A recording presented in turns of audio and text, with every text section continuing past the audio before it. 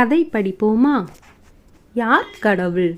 முனிவர் ஒருவர் ஆசிரமம் ஒன்றை நிர்வகித்து வந்தார். மிக பழமையான ஆசிரமம் அது.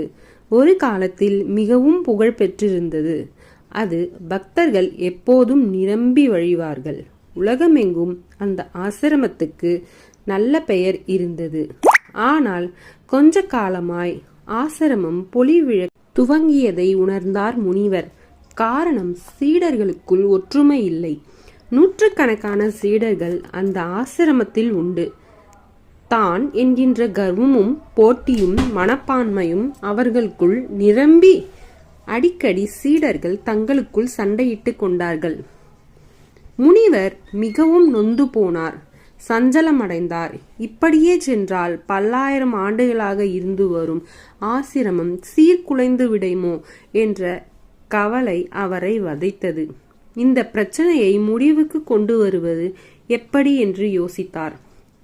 அப்போது முனிவரின் பால்யகால நண்பரான சகல கலைகளையும் கற்ற இன்னொரு முனிவர் வடநாட்டிலிருந்து அங்கே வருகை புரிந்தார். இருவரும் அளவலாவினர். வடநாட்டு முனிவர் ஆசிரமத்தை சுற்றி பார்த்தார். அத்தனை சீடர்கள் முன்னிலையில் ஒரு சொற்பொழிவும் ஆற்றினார். அதிலே ஓர் ஆச்சரியமான விஷயத்தை அவர் சொன்னார். இந்த ஆசிரமம் பற்றி ரகசியம் ஒன்றை நான் சொல்ல போகிறேன்.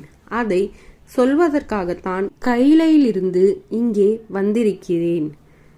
சிவபெருமான் என்னிடம் அசரீரியாக பேசினார். அவர் சொன்னது இதுதான்: இந்த ஆசிரமத்தில் இருக்கும் நூற்றுக்கணக்கான சீடர்களில் ஒருவராக மனித உருவில் நானும் இருப்பதாக சிவபெருமான் என்னிடம் கூறினார். அந்த அற்புத தகவலை சொல்வதற்காகவே நான் இங்கே வந்தேன். சிவனாக இங்கே இருக்கும் சீடர் யார் என்பது எனக்கு தெரியவில்லை. அந்த சக்தி என்னிடம் இல்லை. அதனால் பொதுவாக அத்தனை சீடர்களையும் நான் வணங்குகிறேன் என்று கண்களில் நீர் கசிய கைகளை கூப்பினார் வடநாட்டு முனிவர். மறுநாளிலேயே ஆசிரமத்தில் மாற்றம் தெரிந்தது. சீடர்கள் தங்களுக்குள் இருந்த சச்சரவை மூட்டை கட்டி வீசினார்கள். ஒவ்வொருவரும் மற்றவரை மரியாதையாக பார்த்தார்கள்.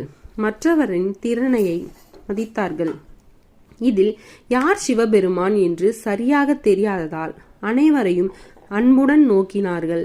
பணிவுடன் நடந்து கொண்டார்கள். ஆசிரமத்தின் சங்கடங்கள் தீர்ந்தன.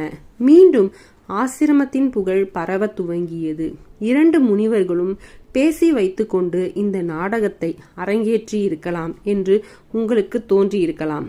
அதை பற்றி நமக்கு என்ன கவலை? ஆனால் நான் சொல்ல வந்தது வேறு. நம்மை சுற்றியும் எத்தனையோ பேர் இருக்கிறார்கள்.